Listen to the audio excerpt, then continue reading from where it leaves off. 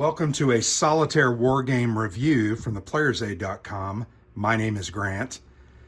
I just finished up a 70-minute playthrough of this game. I only got through 3 turns. Part of that was because I was being long-winded, giving an explanation of the rules and the setup and the conditions that you are trying to fight against and victory conditions, etc. So this game plays in about 90 minutes. I have found 2 hours, obviously the first time or two you're going to play the game. But the game is called, and you can see the cover here, Manila, The Savage Streets, 1945.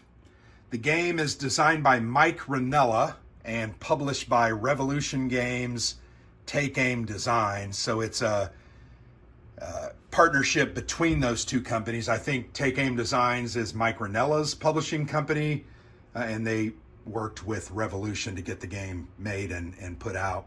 The game is volume 2 in the Solitaire Area Movement series. The first volume was Stalingrad Advance to the Volga from last year, 2023, an excellent game. This is also an excellent game. It's not going to be for everyone. I will talk a little bit about that, the reasons why. The game is somewhat repetitive. The game is fairly basic. The AI, I would not say, is overly intelligent or reactive. It has some priorities that it's doing and some what are called defensive strategies that end up doing a majority of the damage to you.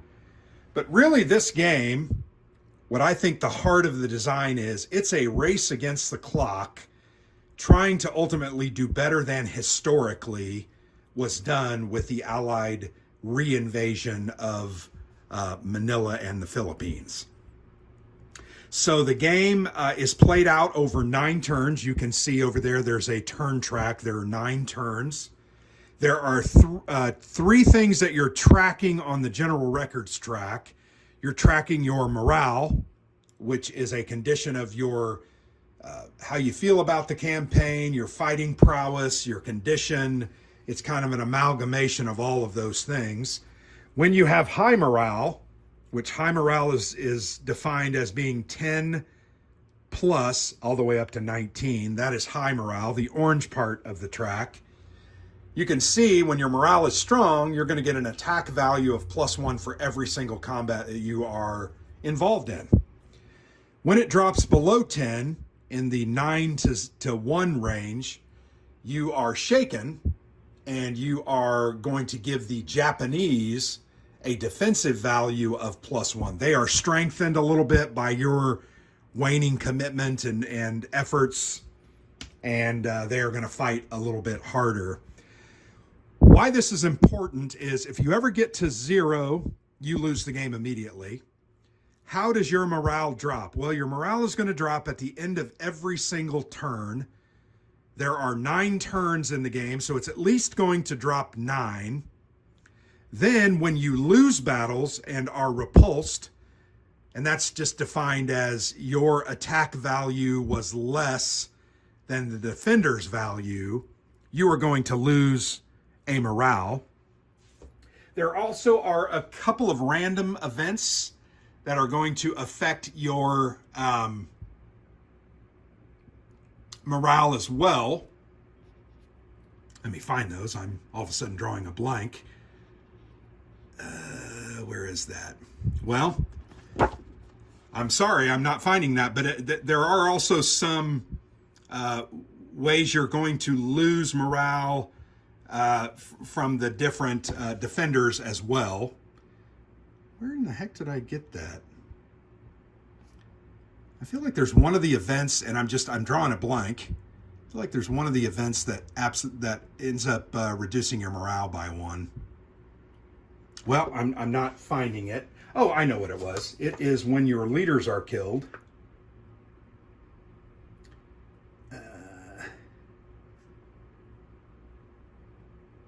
No.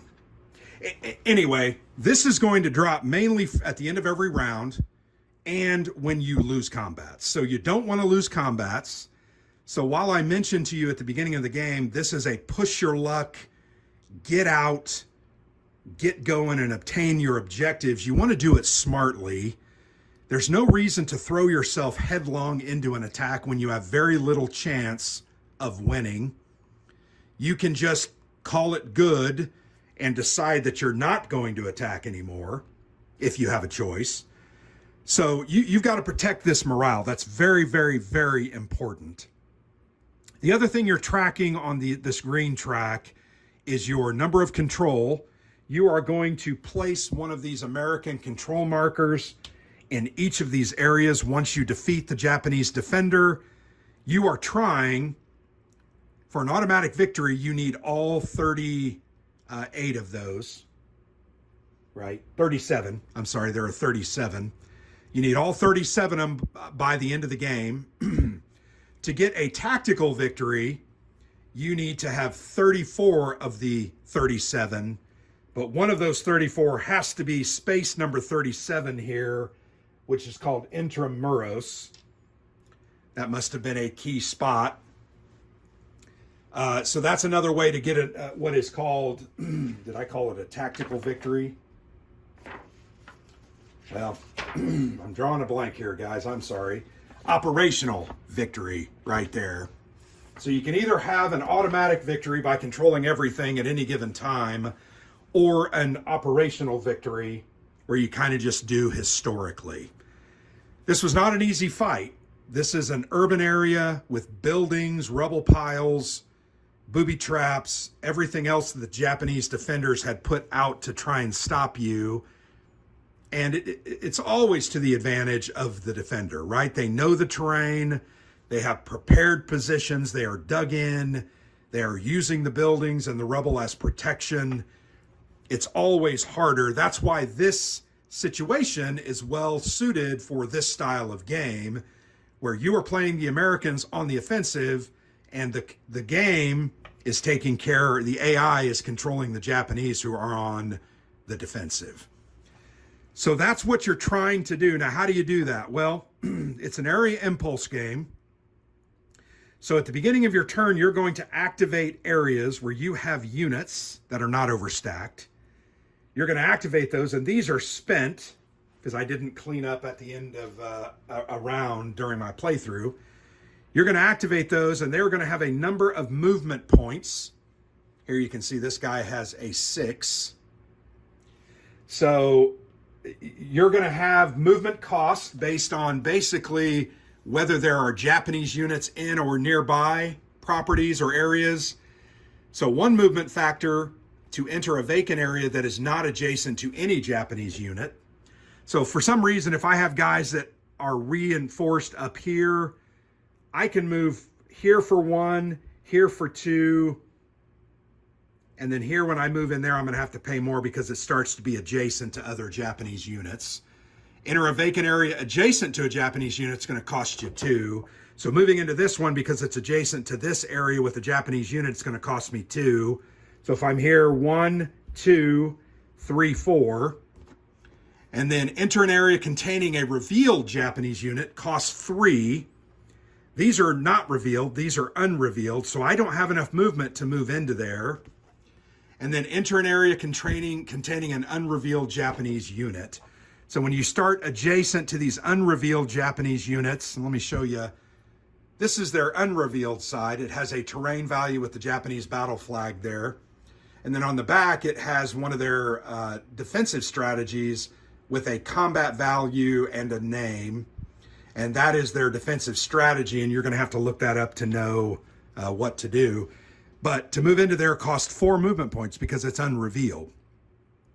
If I wanted to move this stack into here, well, once again, they're spent, but if they're not spent, I'm going to have to pay 3 movement points to go into that area because it is a revealed Japanese unit. So I can move into there to aid that attack, but there is a stacking limit, so you got to honor that.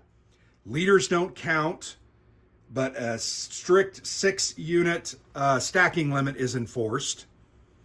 But that's movement. So movement is a significant part of the game, understanding where you can go with the movement points that you have. But because it's an area impulse system, I'm going to activate an area. I'm going to move this guy. I'm going to move him down here. That's going to cost 4 movement points. I'm then going to attack as long as the combat result doesn't force me to become spent.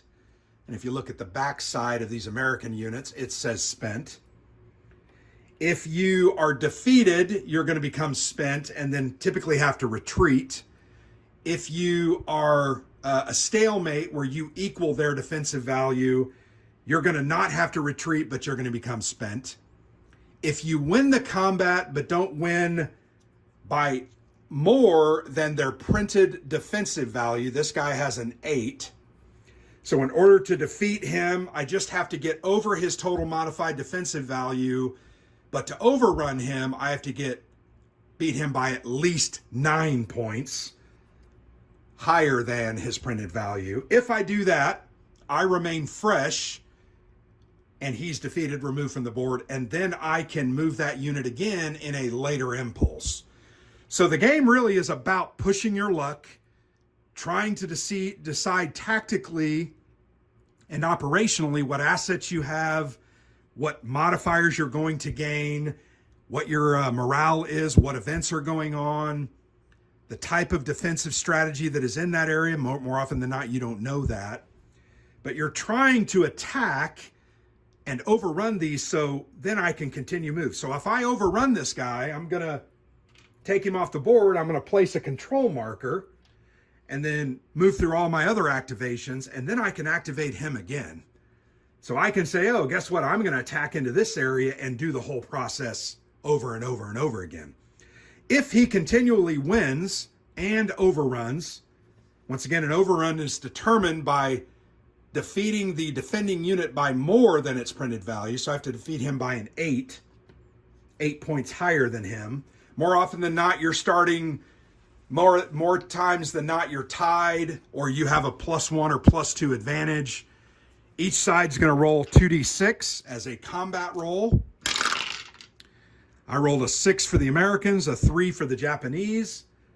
You're going to adjust your attack and defense value on this track, and then determine, was it a stalemate, a repulse, a victory, or an overrun?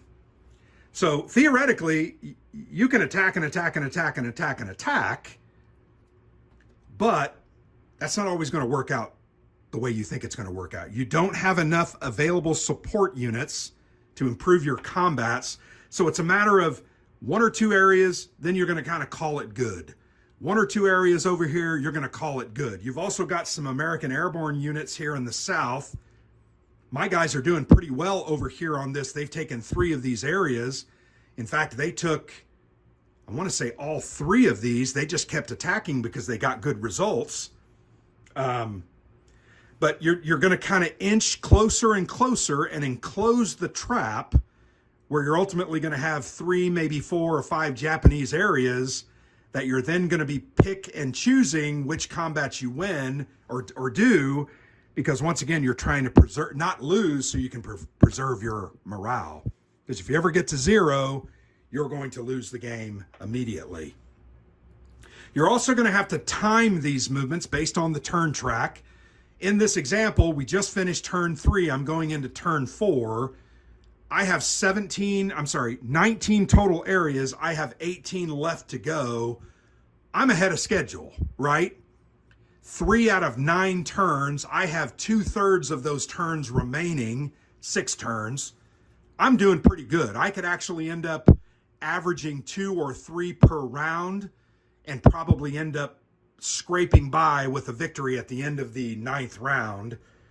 But you never know what's going to happen. There are events that are going to happen. The dice can be unkind, both in your supply phase as well as your die rolls for combat. And you don't know what the outcome is going to be. So I really enjoy that press your luck, push your luck, plan out your attacks, coordinate with the stacks that you have around you. As you start losing units, they'll go into the out of action box. And with your supply points, you can return those to active duty. They're going to cost 3 points per armor unit to put them back, reform them, 2 points per infantry unit. You never have more than, feels like 8 to 12 supply points. So you got to spend those wisely. Is that the best expenditure of your supply points, getting those extra units out? Or are you better off buying engineer support and artillery support to add to your combat values? Those are the choices that you have to make. And that's going to be a choice that you have to make each and every single round, depending on what is going on. So I really like that aspect. I think that operational scale concept of planning these offensives and your supply really works well with the otherwise fairly tactical setup of this game, going area to area. Overall, a very fun game that I have enjoyed playing. I really enjoyed Stalingrad as well. One of the things I want to talk about briefly, because I really do enjoy the way it works, is the Japanese defense strategies. On the back of each of these units is a printed strategy. This one says barrage. They also have their combat value. There are snipers, ambush, barrage, fanatics, and elite units. Each of these has their own specific abilities and benefits for the Japanese. For instance, the sniper, at the end of the round, they're going to take one of your leaders from that attacking stack and move them to the out of action box. They were sniped at, right? Then at the beginning of every turn, you're going to do what's called a mortality check on those leaders. You're going to roll a d6. 1 to 2, that leader dies. A 3 or 4, that leader gets moved up to the next turn's track or next turn track day to return at that point. A 5 and a 6, he was not wounded at all and he gets put back in position.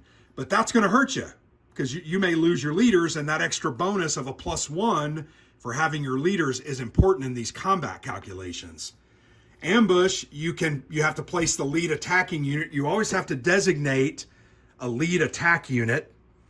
More often than not, you're going to designate your armor units. This armor is a 7 value. Some of the other armors are 6s, some are 5s. Most of the infantries are 4. So you're definitely going to want to lead those attacks with your armors, your armor unit. But with this ambush, you're going to place that lead attacking unit in the out of action box after the combat resolution, no matter what happens. You do ignore it if the result was a repulse. So if you are defeated, you don't have to do that.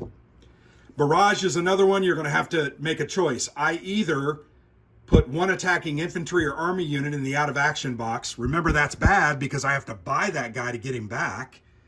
Or I can then flip all the attacking units to spent and retreat one area. Sometimes discretion is the better part of valor. If I have bad numbers and I know I'm going to lose one of my units, it's ultimately going to cost me 2 or 3 supply points to replace. I may decide, you know what? I'm not going to mess with that guy. I'm going to flip everybody to spent and retreat. Fanatic is going to make the process of overrun that much more difficult. If you just defeat them, that's going to be considered a stalemate. They are very tough. They're not going to get out of their positions easily, and they're going to hold. You have to overrun them in order to get away from them and defeat them. And then the final one is an elite. They're going to roll 3d6 rather than the normal prescribed 2d6, and then they're going to drop the lowest result in that combat roll. So these Japanese strategies work as a very passive way of representing the Japanese stance and tactics during this battle. The one complaint that I've heard, I don't necessarily feel this way, but people want to see the AI be more dynamic, make more choices to attack or counter attack. Now, I would say in this game, the random event chart had some elements modeled. When you roll a 15 or a 16 on 3d6, there's going to be a breakout where they're basically going to pick a unit, and that unit's going to take back territory. That's devastating. If this happens near the end of the game, that can almost be crushing. It also has these offensives and breakouts. The Shimbu group is going to force you to only roll 2d6 for supply this turn. You normally get 46. That sucks. The Shimbu group breakout you have to withdraw 3 units of the 44th Tank Battalion from play on turns 6 through 9, treat as a roll of 18 or 17 or as 17. So you're going to lose your best tank units. The 44th are the 7.6 armor units, your Sherman tanks there. So those kind of represent, in a passive way, the opportunity for those Japanese defender units to counterattack or break out. I like the way that's done. I think Mike did a nice job of that, keeping it simple, sticking within the confines of the game. This is not an overly crunchy, overly serious war game. This is a solitaire war game that's pretty simple. But I like that he added those. I think that was a nice touch. I also really like about the game, and I have used several of them, there are several different optional rules. You can add the rubble. American units attacking urban and fort areas may not receive combined arm bonuses. It just makes it that much more difficult. Nichols Airfield, the 11th Airborne Division, may not attack any other area on the map until Area 28 is controlled. That's Nichols Airfield here. That's a very powerful +4 terrain value to their combat. That means that unit's going to be 10 to 12 and make it very, very hard for you to win there. Parent formation, the American attack value receives a -1 for each different division beyond the first participating in an attack. That becomes important as you close the net and you get different units around each other, and you may be siphoning off more powerful units of another division to help you out. That would give you a -1. There's also some artillery support restrictions that you can play with. Early lead unit declaration. So typically now you choose your lead unit once you understand what the defensive strategy of the Japanese unit is and you flip them over. Here you're going to do that before you do that. They also give you, or you can take, some air support markers that cost 3 supply points to buy, but do reduce the Japanese units by a die roll. That is a holdover from the first one with the Stukas. So there I rolled a 1. So a defending Japanese unit would have their attack value reduced by 1 for that result. That was a terrible, terrible roll. But I do enjoy that you have those optional rules, and that can make the game more or less difficult. I would say I'm getting better at the game, and I might start adding some of those more difficult ones in, because I'm going to be honest, at the end of 3 turns, where I'm at, I'm in a very good position. By the end of turn 4, I'm probably going to control these 2 out of these 3, and probably these 2 or 3. I might get another one with my airborne units.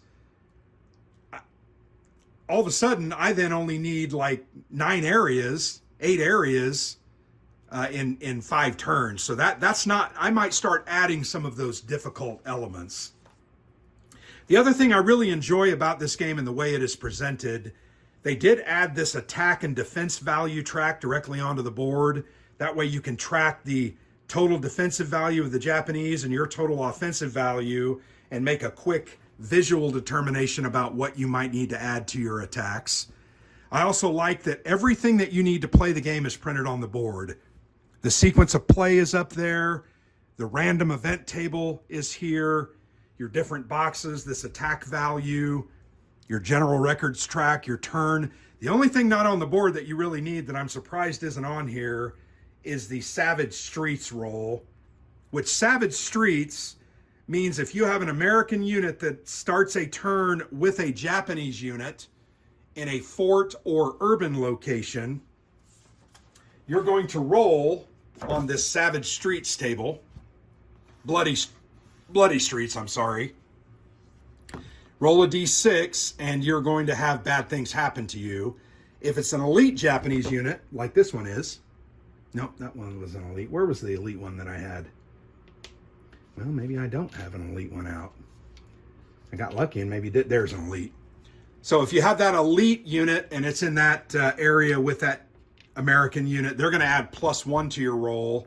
So you're almost always going to have negative things. And it's things like reduce your American morale, flip the units to spent and reduce the American morale. that's where you're going to start losing other morale, is from these bloody streets. So I really like that. That was in the other game as well, and I thought worked pretty cool to create some choices about what you wanted to do at the end of turns, and that just adds another element of decisions that need to be made. Ultimately, the production value is high, good thick counters, clear graphics, nice looking board. They kind of superimposed a USGS map of Manila on the background. Great historical photos that are included both in the rule book, on the aids.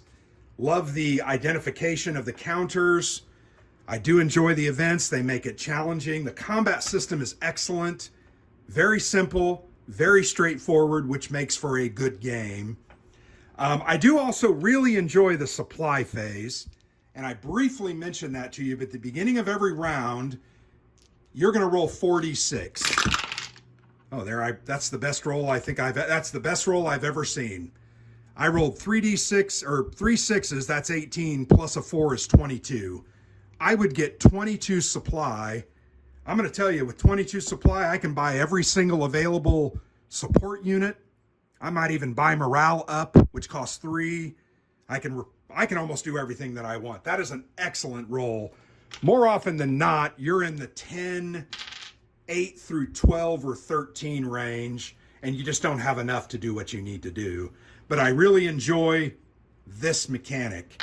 I also like that one of those events, that breakout, reduces that from 4d6 to just a 2d6 roll. That can make it really, really bad.